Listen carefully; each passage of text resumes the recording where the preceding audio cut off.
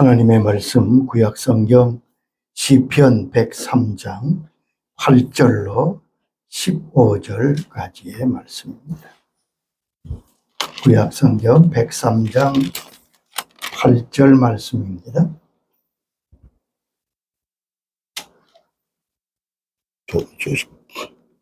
시편 103장 8절 말씀. 여호와는 긍휼이 많으시고 은혜로우시며 노하기를 더디하시고 인자하심이 풍부하시도다. 자주 경책하지 아니시며 너를 영원히 품지 아니하시리로다. 우리의 죄를 따라 우리를 처벌하지는 아니하시며 우리의 죄악을 따라 우리에게 그대로 갚지는 아니하셨으니 이는 하늘이 땅에서 높음같이 그를 경외하는 자에게 그의 인자하심이 크심이로다.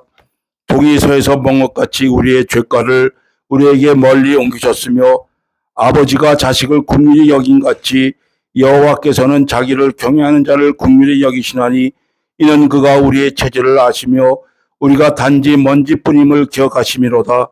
인생은 그날의 풀과 같으며 그 영화가 들의 꽃과 같도다. 그것은 바람이 지나가면 없어지나니 그 있던 자리도 다시 알지 못하거니와 여호와의 인자하심은 자기를 경외하는 자에게는 영원부터 영원까지 이르며 그의 의는 자손의 자손에게 이르리니 곧 그의 언약을 지키고 그의 법도를 기억하며 행하는 자에게로다. 아멘. 우리의 체질을 아시는 하나님이라는 말씀입니다. 독일의 철학자 쇼펜하우어가 어느 날 복잡한 길을 걸어가면서 무엇인가 골똘히 생각을 했습니다. 뒤를 모르고 그냥 골똘히 생각하다 걷다 보니까 누가 지나가다가 크게 부딪혔습니다. 그 사람이 화를 내며 소리 지릅니다. 당신 누구요? 쇼펜하우어는 미안한 마음으로 뒤로 물러서며 이런 대답을 했습니다. 바로 그것이 문제입니다. 나는 내가 누군지 생각하는 중입니다. 지금 우리의 약점은 내 자신이 누구인지를 잘 모르는 데 있습니다. 많은 것을 배우고 많은 것을 알고 있는 것이 사실이지만 내 자신에 대해서는 잘 모르고 있습니다. 내 자신을 바로 아는 것이 중요합니다. 그것이 매우 중요한 진리이기 때문에 그렇습니다.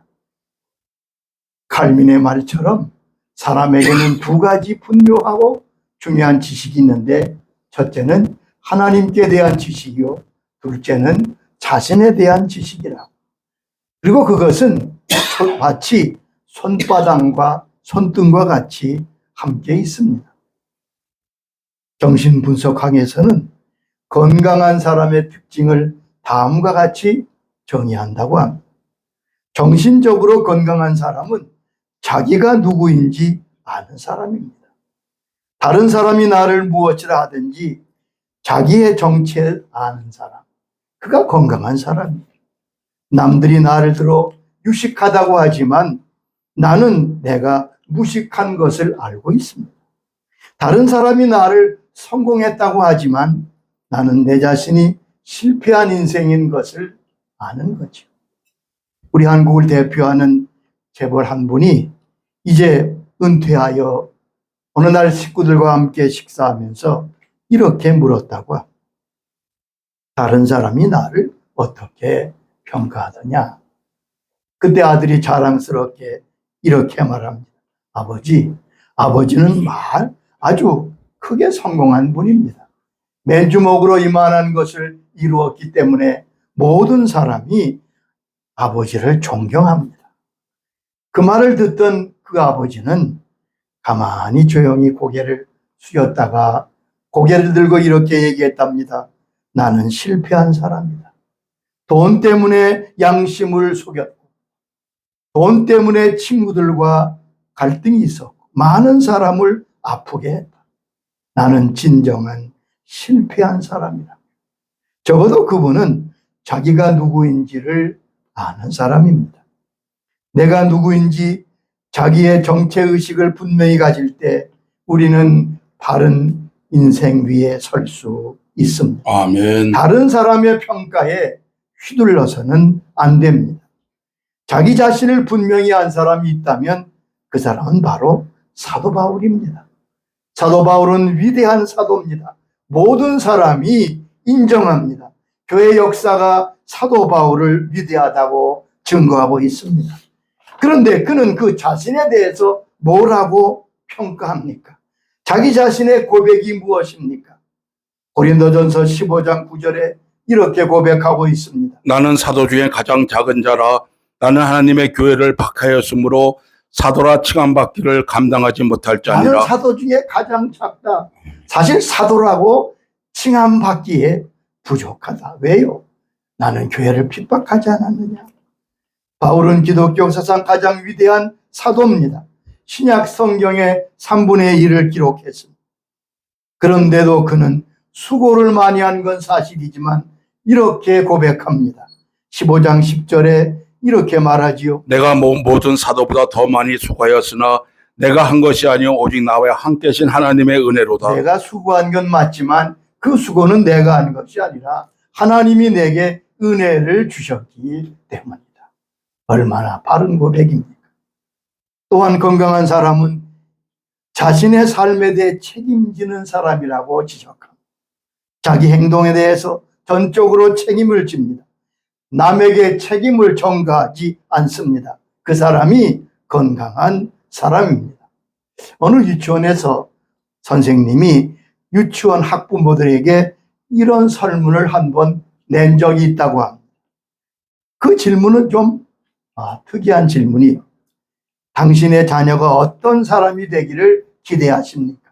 부모로서 당신의 자녀가 어떤 사람이 되어 자라기를 기대하고 있습니까? 그런데 많은 대답 가운데 그분이 나중에 그런 말을 했습니다. 그 가운데 지금도 기억나는 답변이 하나 있습니다. 어떤 부모가 이렇게 썼습니다. 나는 내 아이가 자기의 행동에 대하여 책임질 줄 아는 사람이 되기를 원합니다. 그렇습니다. 그것이 바로 복된 사람이죠. 건강한 사람은 현실에서 도피하지 아니하고 현실에 대하여 도전 의식을 가지고 뚫고 나아가는 사람입니다. 그것이 건강한 사람입니다. 어렵다고 뒤로 물러서지 않습니다. 의지를 가지고 앞으로 나아가는 사람입니다. 믿음의 세계는 뒤로 물러가면 안 되는 세계입니다. 뒤로 물러가면 하나님이 기뻐하지 아니하십니다. 히브리 10장 38절에 말씀했습니다. 나의 의는 믿음으로 말미암아 살리라. 또한 뒤로 물러가면 내 마음이 그를 기뻐하지 아니하리라. 믿음의 사람은 뒤로 물러가는 것을 하나님이 기뻐하지 아니하십니다. 또한 뒤로 물러가면 멸망한다고 39절에 말씀하셨습니다. 우리는 뒤로 물러가 멸망할 자가 아니요 오직 영혼을 구원함에 이르는 믿음을 가진 자니라. 잠시 물러나면 좋을 것 같지요? 아닙니다. 잠시 물러나면 멸망에 이른다고 말씀했습니다. 또한 진정으로 건강한 사람은 자기의 감정을 다스릴 줄 아는 사람입니다. 쓸데없이 분노하거나 낙심하지 않습니다. 자기의 마음을 다스리지 못해서 몸부림치는 사람은 건강한 사람은 아닙니다. 자기 욕망, 자기 교만, 이기심을 이기는 사람이 건강한 사람이겠지요. 잠언 16장 32절에도 이렇게 말씀하십니다. 노하기를 더디하는 자는 용사보다 낫고 자기의 마음을 다스린 자는 성을 빼앗는 자보다 나으니라. 자기 자신을 아는 것. 자기 자신을 아는 것은 바로 하나님 앞에 비춰진 나의 모습을 보는 것입니다. 오늘 본문에서는 하나님은 우리의 체질을 아시는 하나님이라고 14절에 말씀했습니다. 이는 그가 우리의 체질을 아시며 하나님께서 나를 지으신 분입니다. 하나님이 우리를 어떻게 지으셨습니까? 나를 만드신 분이 하나님이기 때문에 나의 체질을 아십니다. 우리의 체질이 어떠하지요? 우리는 어떤 존재입니까? 인생은 어떤 존재로 지음받았습니까?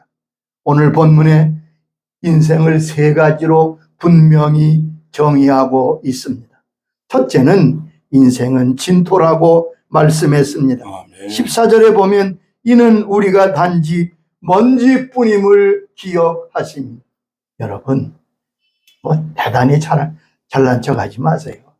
우린 진흙입니다. 우리가 먼지뿐이라고 말씀했습니다. 원문에 보면 우리가 흙이라는 것을 기억하라고 말씀하셨습니다.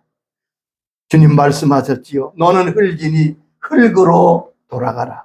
창세기 2장 7절에 사람을 지을 때 모습을 말씀하셨습니다. 여호와 하나님이 땅의 흙으로 사람을 지으시고 그 코에 생기를 불어넣으시니 사람이 생명이 되니라. 흙으로 사람을 지으셨어요. 우리의 재료는 흙입니다. 귀한 재료로 지은 것이 아닙니다. 보석으로 지음받은 존재가 아닙니다.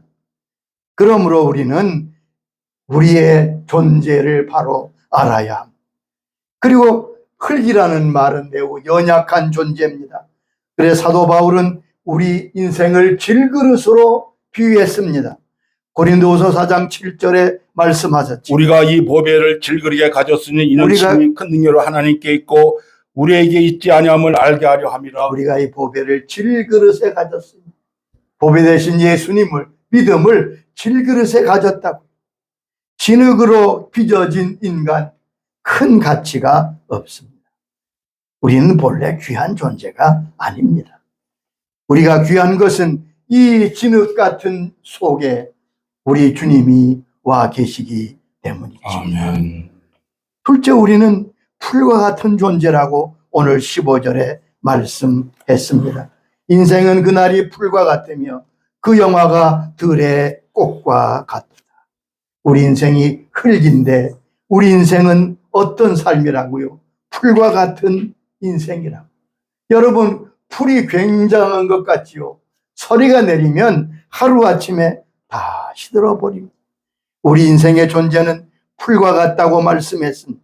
우리 인생이 유한한 인생임을 말씀하는 거지요. 시편 90장 10절에 모세는 이렇게 증거합니다. 우리의 연수가 70이요 강건하면 80이라도 그 연수의 자랑은 수고와 슬픔뿐이요 신속히 가니 우리가 날아가나이다. 우리의 연수가 70이요 80이라도 그 연수의 자랑은 수고와 슬프고 신속히 가니 우리가 날아가나이다. 얼마나 짧은지 몰라요. 야고보 4장 14절에도 이렇게 말씀했습니다. 너희 생명이 무엇이냐? 너희는 잠깐 보이다가 없어지는 안개니라. 잠깐 보이다가 없어지는. 여러분, 안개가 끼면 앞을 볼 수 없습니다. 굉장한 것 같아요. 그러나 해가 뜨면 순식간에 사라집니다. 그게 인생이라고요. 이사야 40장에도 모든 육체는 풀이요 그 모든 아름다움은 들의 꽃과 같으니 풀은 마르고 꽃은 시들면 여호와의 기운이 그 위에 불리라. 이 백성은 실로 풀이로다. 그걸 인정해야 돼요. 나는 풀 같은 인생이다. 그것이 우리의 체질입니다. 세 번째는 바람이 지나가면 없어지는 존재라고 오늘 16절에 말씀했습니다. 그것은 바람이 지나가면 없어지려니와. 바람이 지나가면 없어지니 있던 자리도 다시 있지 않습니다. 인생은 지나가는 바람을 견디지 못하고 쓰러지는 존재입니다. 유혹의 바람을 견디지 못합니다. 시험의 바람을 견디기 어렵습니다. 고난의 바람을 이기기 어렵습니다. 그래서 주님께서 겟세마네 동산에서 함께 기도하기를 말씀하셨지만 계속 피곤함을 이기지 못하여 자는 제자들에게 이렇게 말씀하셨잖아요. 마음은 원이로되 육신이 약하고. 이 말씀은 우리의 체질을 아시는 주님의 탄식입니다. 하나님은 나를 자세히 아십니다. 나보다 나를 더 자세히 아시는 분이 바로 우리 하나님이십니다. 아멘. 그러므로 우리를 불쌍히 여기시지요. 여러분, 누가 나를 자세히 안다고 할 때 두 가지 마음가짐을 가지게 됩니다. 하나는 크게 부담스럽지요. 원수가 나를 잘 안다. 나를 미워하는 사람, 나를 공격하는 사람이 속속들이 나를 안다. 이건 큰 부담일 수밖에 없습니다. 반면에 나를 위하고 나를 사랑하는 분이 나를 잘 안다는 것은 매우 든든하고 안심이 되는 것입니다. 여러분, 하나님은 나의 체질을 아십니다. 아멘. 그러므로 여러분 너무 근심하거나 너무 두려워하거나 너무 물러서지 마시기 바랍니다. 여기 보면 나의 체질을 아시는 하나님이 나를 어떻게 대하신다고 말씀했습니까? 13절에 보면 나를 긍휼히 여기신다고 말씀했습니다. 아버지가 자식을 긍휼히 여김같이 여호와께서는 자기를 경외하는 자를 긍휼히 여기신다. 여긴 사랑한다는 말입니다. 여러분, 성경에 사랑한다는 표현이 여럿이 나옵니다. 우리가 하나님을 사랑합니다. 우리가 하나님을 사랑한다고 할 때 그 사랑은 내가 주님을 사랑합니다, 그렇게도 표현하지만 성경적 표현은 내가 하나님을 경외합니다. 그것이 사랑의 표현입니다. 여러분, 우리가 하나님을 사랑할 때, 우리가 어른을 사랑할 때 사랑합니다 그러지 않잖아요. 존경합니다. 마찬가지로 하나님을 사랑하는 마음은 경외함입니다. 그런데 하나님이 우리를 사랑하실 때는 내가 너를 사랑한다 그렇게도 말씀하시지만 내가 너를 불쌍히 여긴다. 아멘. 여러분, 성경에 불쌍히 여긴다는 말은 하나님을 아주 깊이 하나님이 깊이 사랑하신다는 표현입니다.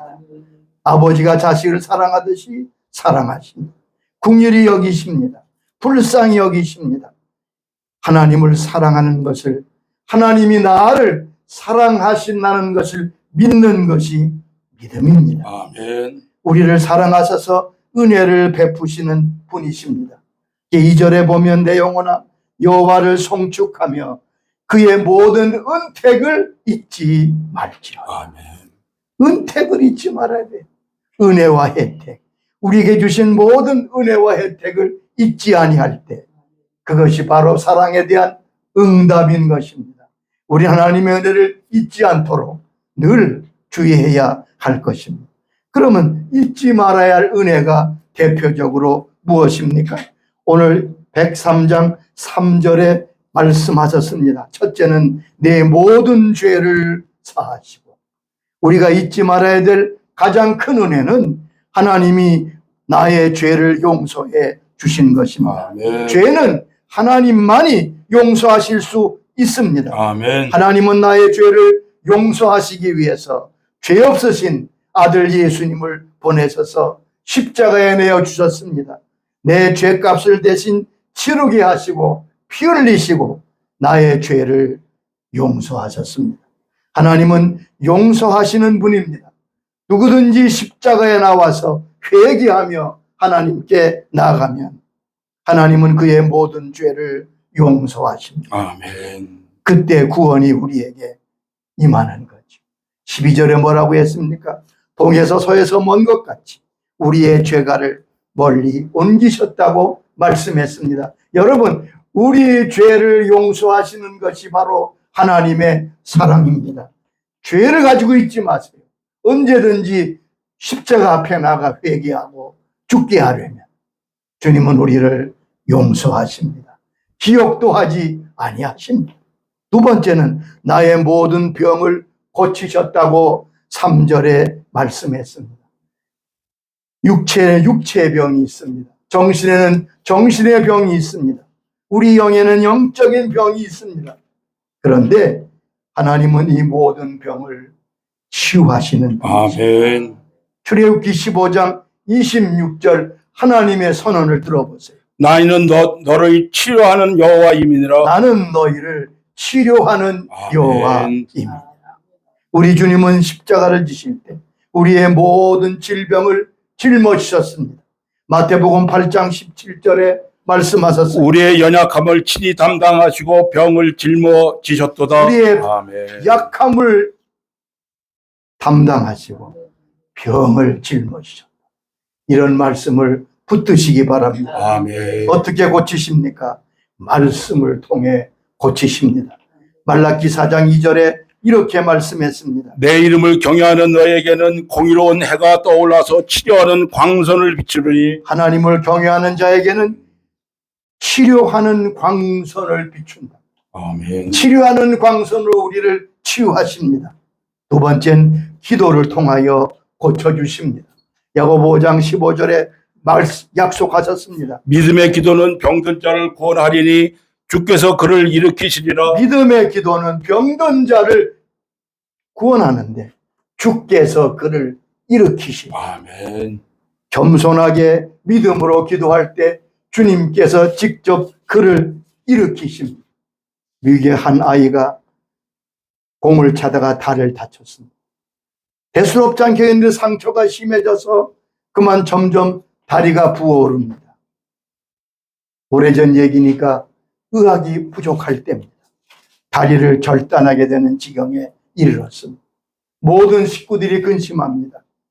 그리고 이 아이가 믿음으로 하나님 앞에 온 식구와 함께 기도드리기 시작합니다. 하루 이틀 사흘, 그런데 상처는 더 심해집니다. 그러나 이 어린아이는 하나님을 믿고 의지하고 더 열심히 간절히 기도합니다. 4일째 되던 날 아침에 의사분이 와서 아이의 상처를 보고 깜짝 놀랍니다. 부었던 부기가 빠지기 시작합니다. 다리가 낫기 시작합니다. 3주가 지나서 소년은 걷게 되고 뛰게 됩니다. 하나님이 그 소년의 기도에 응답하셨습니다. 이 소년이 바로 미국 대통령 아이젠하워. 하나님은 우리의 기도에 응답하십니다. 아멘. 또 의학을 통해 치유하십니다. 의사와 약을 통해서 우리를 치유하십니다. 이것도 하나님의 은혜입니다. 자연과 의학도 하나님이 주신 축복입니다. 4절에 보면 우리의 체질나신 하나님은 인자와 긍휼로 관을 씌운다고 말씀했습니다. 아멘. 여기에 관은 최고의 관이 영광을 말합니다. 하나님께서 우리를 인자와 긍휼로 관을 씌우신다고요. 우리가 잘해서 상으로 받는 게 아니라 긍휼과 인자로.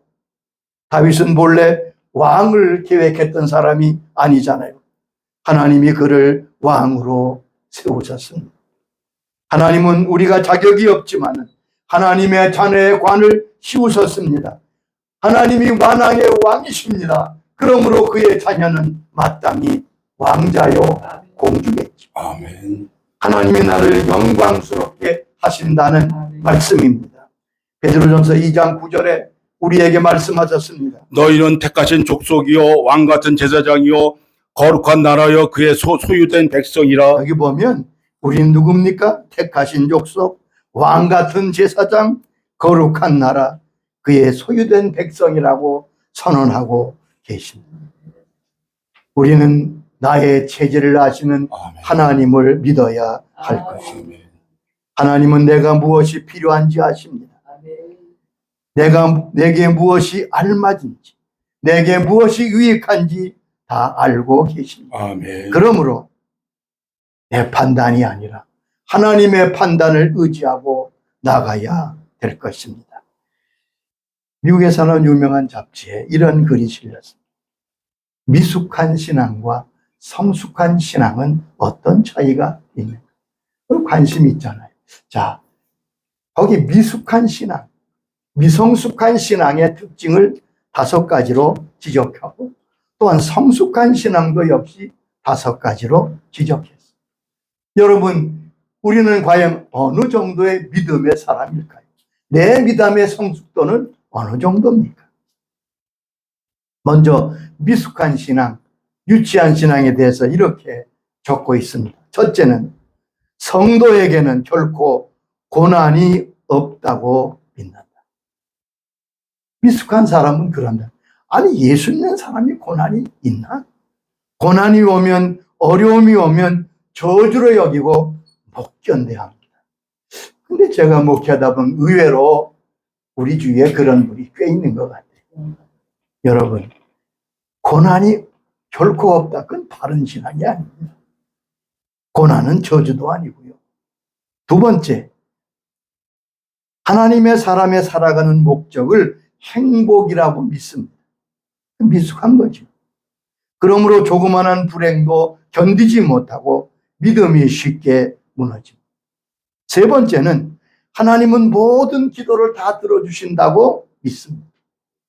그러므로 응답이 없으면 초조해하고 하나님을 의심하게 됩니다. 네 번째는 나는 하나님의 뜻을 다 알 수 있다고 믿습니다. 그러므로 자기 머리로 이해되지 아니하고 설명되지 않으면 시험에 빠짐. 다섯째는 성도는 모든 분야에서 승승장구해야 한다고 믿습니다. 신앙인이 세상에서 패배하거나 비춰질 때 쉽게 받아들이지 못하고 낙심하게 됩니다. 자, 반면에 성숙한 신앙은 어떤 신앙이겠습니까? 첫째, 성숙한 신앙은 하나님은 고난을 사용하신다고 믿습니다. 그러므로 고난 속에서도 기뻐하고 고난 속에서 연단하시는 하나님의 손길을 바라봅니다. 아멘. 욥이 그랬잖아요. 욥기 23장 10절에 이렇게 고백합니다. 내가 가는 길을 그가 아시나니 그가 나를 단련하신 후에는 내가 숭문같이 나오리라. 욥은 엄청난 고난을 당했지요. 이해할 수가 없었습니다. 그런데 그의 고백이 무엇입니까? 내가 가는 길을 하나님이 아신다. 인도하신다. 그가 나를 단련하신 후에는 내가 분명히 정금처럼 나오게 될 것이다. 아멘. 고난이 저주가 아니라는 말이지요. 두 번째, 성도의 삶의 목적은 행복이 아니라 거룩이라고 성숙한 사람들은 믿습니다. 그러므로 언제나 하나님을 닮아가려고 했습니다. 예수님께 가까이 가는 것이 복인 것을 믿습니다. 시편 73장 28절에 복이 무엇임을 말씀했습니다. 하나님께 가까이 함이 내게 복이라. 하나님께 가까이 함이 내게 복이라고요. 데살로니가전서 4장 3절에 하나님의 뜻을 말씀했습니다. 하나님의 뜻은 이것이니 너희의 거룩함이라. 하나님의 뜻은 이것이니 너희의 거룩함이라. 아멘. 세 번째, 하나님 주시는 기도 응답이 다양하다는 것을 믿습니다. 아멘. 기도 응답은 때로 그래라, 때로는 안 된다, 때로는 기다려라, 그렇게 다양하게 주어지는 것이. 그러므로 초조하게 한 가지 응답만 고집하지 않고 신실하게 하나님의 응답에 순종하면 그것이 바로 성숙한 신앙입니다. 아멘. 여러분, 위대한 하나님의 사람들의 기도가 다 응답되었습니까? 아니잖아요.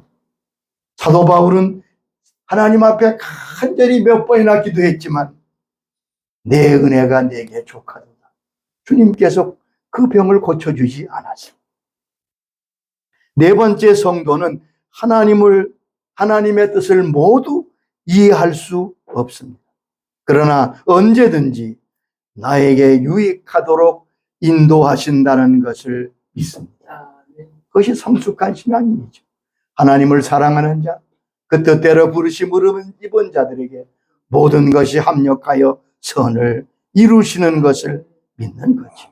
나를 필요로 하신, 나를 지으신 하나님, 나의 체질을 아신 하나님께서 우리에게 가장 적절하게 가장 복된 것을 주신다는 사실을 아는 것. 다섯째, 성숙한 신앙은 우리 힘의 원천은 우리의 강함을 자라나는 것이 아니라 우리의 약함을 인정하는 것이라고 믿습니다. 하나님 우리의 강함을 통해 일하시는 것이 아니라 도리어 우리의 연약함 속에서 드러나는 하나님의 능력을 통해 일하십니다. 그러므로 하나님의 사람은 내가 약할 때 그때가 곧 강할 때라고 하는 것을 확신하는 사람인 겁니다. 이것이 성숙한 믿음의 사람입니다. 우리의 신앙이 다 이렇지 못하더라도 점점 이런 성숙한 신앙으로 나아갈 수 있게 되기를 바랍니다. 아멘. 하나님은 나의 체질을 아십니다. 이 말은 우리의 처지가 다 다르다는 말입니다. 우리의 형편이 다른 사람과 같지 않습니다. 그러므로 지혜롭지 못한 가운데 하나는 자꾸 다른 사람과 비교하는 것입니다. 비교하지 마세요. 하나님 우리를 세계 유일한 작품으로 만드셨습니다. 내 체질을 하나님이 아신다. 욥의 고백처럼 나의 가는 길을 주께서 아십니다. 그리고 우리를 복되게 하시고 하나님께 영광을 돌리는 걸음을 걷게 하실 것입니다. 이 성숙한 믿음 위에 서서 여러분의 남은 생애를 걸어가시게 되기를 주의 이름으로 축원합니다. 아멘. 주님 감사합니다.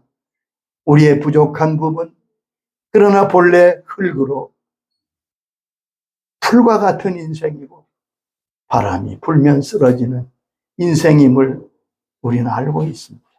오늘 말씀해 주셔서 감사합니다. 그러나 하나님 우리의 체질을 아시는 좋으신 아버지가 되심을 감사합니다. 우리의 죄를 용서하시고 우리의 병을 낫게 하시고 아멘.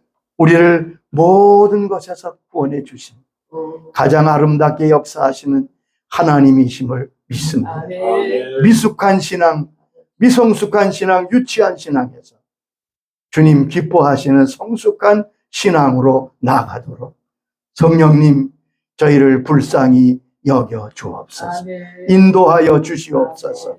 우리가 그래서 하나님이 기뻐하시는 성숙한 믿음의 사람의 자리에 나가도록 주께서 은총을 더하여 주옵소서. 예수님의 이름으로 기도드리옵나이다. 아멘. 아멘.